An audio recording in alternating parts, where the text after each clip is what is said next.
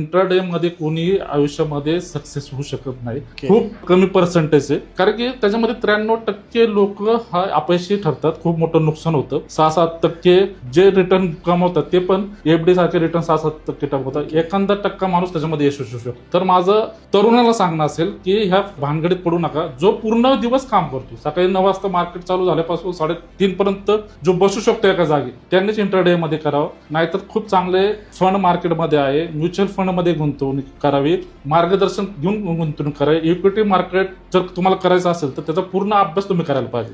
अभ्यास करताना जर ऑनलाईन आता तुम्हाला दिसतं, पण ते ऑनलाईनच्या भरोश्यावर बसायचं नाही. म्युच्युअल फंड घेताना ऑनलाईन लोक बघतात आणि घेतात. त्या कंपनीचा अभ्यास करायचा, फंडामेंटल त्या कंपनीचा बघायचा. त्याचा प्रॉफिट ग्रोथ तो कमी जास्त होतो, पण त्याची कंपनी ज्या पद्धतीने काम करते, कशी प्रगत होत चालली, त्याच्यावर जास्त फोकस देऊन त्या कंपनीचा आपल्याला शेअर घ्यायचा आहे.